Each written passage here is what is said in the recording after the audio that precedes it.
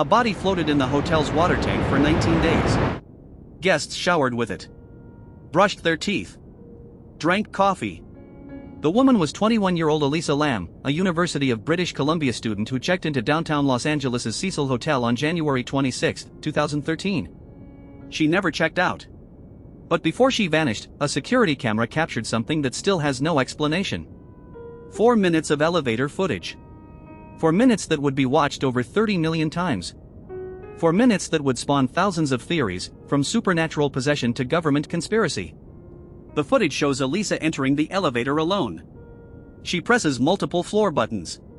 The doors don't close.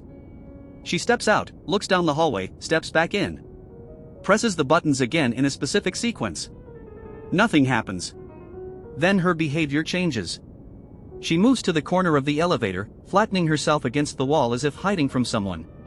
She peers out carefully, like she's checking if they're gone. Then she steps into the hallway and begins making strange hand gestures, angular, deliberate movements that look almost ritualistic. She's talking to someone. Or something. But the hallway is empty. She gets back in the elevator.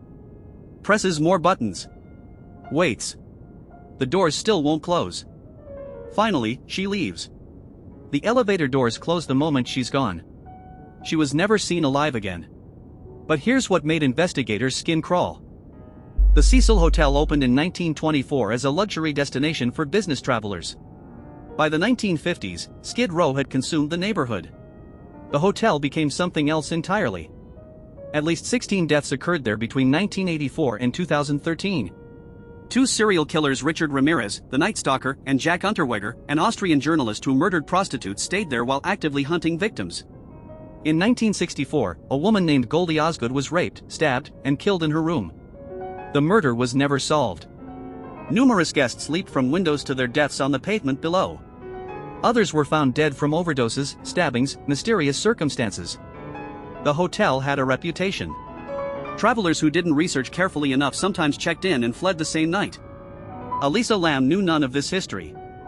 She was on a solo trip down the West Coast, documenting her travels on a Tumblr blog. She'd visited San Diego and Santa Cruz.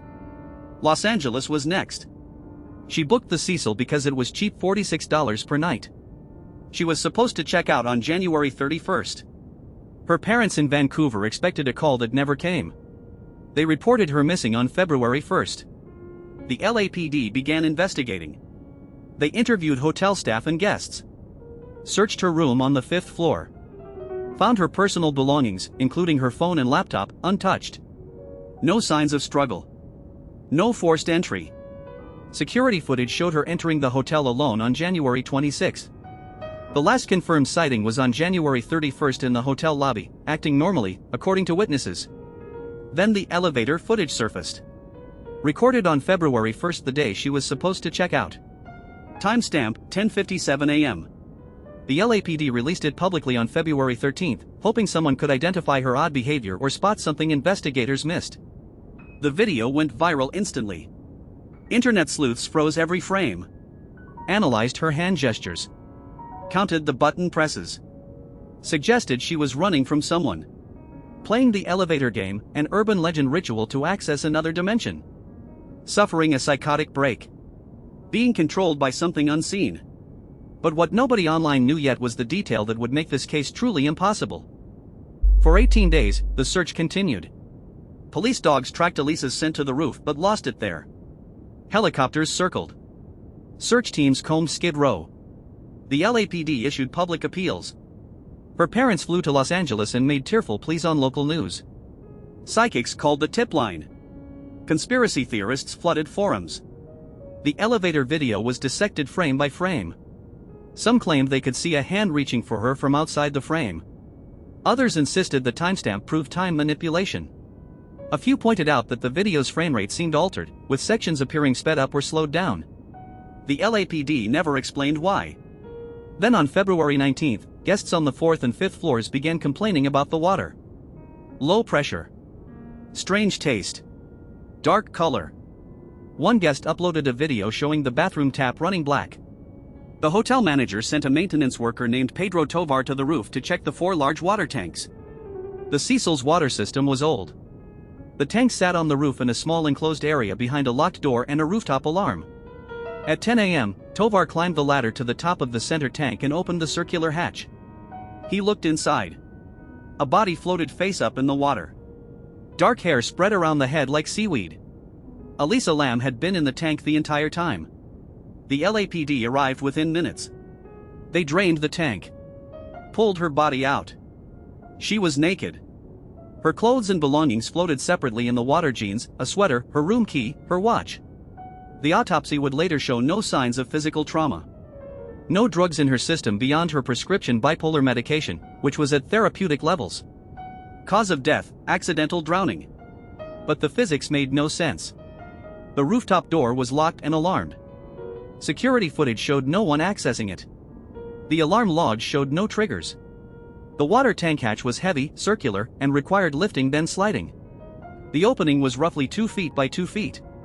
The water level inside was roughly 10 feet below the hatch opening.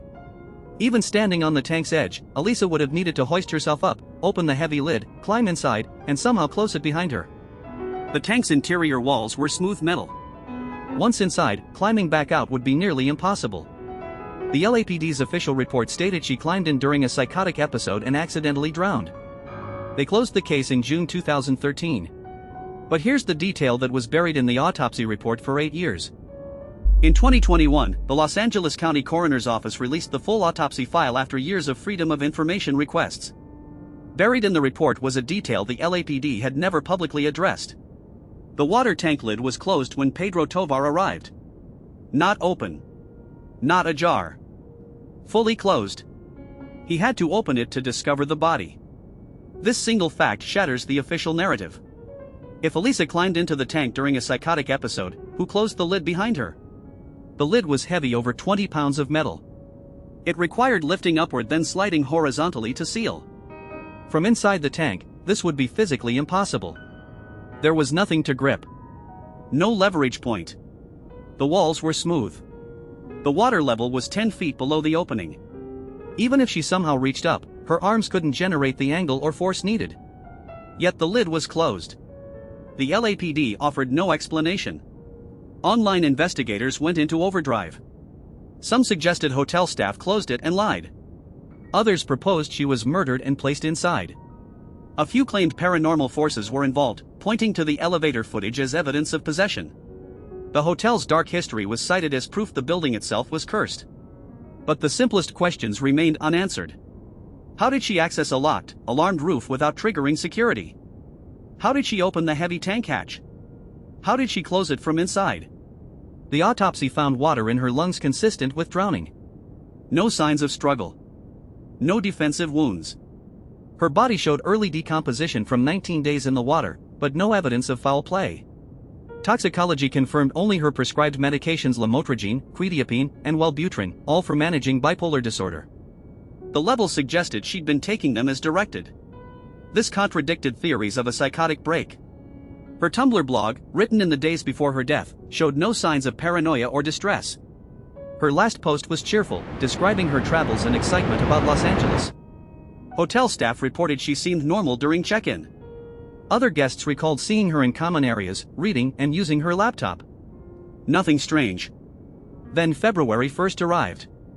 The elevator footage. 4 minutes of inexplicable behavior. Then vanished. The timeline gets even stranger.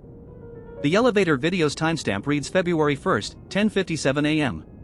But witnesses reported seeing her in the lobby later that day, hours after the footage. The LAPD never clarified this discrepancy. Was the timestamp wrong? Were the witnesses mistaken? Or was Elisa moving through the hotel after whatever happened in that elevator? And here's the most disturbing pattern nobody talks about. 3 years after Elisa's death, the Cecil Hotel tried to rebrand as Stay on Main. They renovated rooms, painted walls, changed signage. It didn't work. In 2015, a guest named Sabina Ba uploaded the video of black water running from her faucet recorded 2 years earlier during Elisa's disappearance. It went viral again. Tourists began visiting specifically because of the death. Murder case podcasters dissected the elevator footage in dozens of episodes. In 2021, Netflix released a 4-part documentary series. The hotel finally closed in 2017 for a full renovation. It remains closed as of 2024. But here's what the obsession with Elisa's case obscures. She was the 16th suspicious death at the Cecil Hotel since 1984. 16 deaths in 29 years. That's one every 1.8 years on average. Most hotels of similar size and age report zero. The pattern suggests something beyond coincidence, whether systemic negligence, a dangerous location attracting vulnerable people, or something darker. The LAPD never investigated the hotel itself. Only individual incidents. Each case was closed separately. No pattern analysis. No institutional review. The elevator footage became the story. The mysterious death overshadowed the structural question: why does this building have 16 deaths? Elisa's family received no answers. They sued the hotel for negligence and wrongful death. The case settled in 2015 for an undisclosed amount. The terms included a non-disclosure agreement. They've never spoken publicly since. The LAPD maintains the case is closed. Accidental death. But the physics remain impossible. A locked roof. A sealed tank. A closed lid. And 4 minutes of footage showing behavior that has never been explained. The last strange detail: the elevator's panel that day showed Elisa pressing the 14th floor button repeatedly. The Cecil Hotel has no 14th floor. It was built in 1924 when superstition often skipped 13. The building goes from the 12th floor to the 15th. So what was Elisa trying to reach? The case file remains in LAPD archives. Officially solved. Officially over. But if you search Elisa Lam's name today, the elevator footage still appears first. For minutes that 30 million people have watched. For minutes that still hold no answer. Next time you check into a hotel, look up its history. Not every building wants to tell you what happened inside its walls. And some doors, once opened, refuse to close. The Cecil Hotel sits empty now on South Main Street. But it's not the only hotel with a pattern the authorities never connected. Send this to someone who needs to hear it. Then subscribe for a new dark truth every day.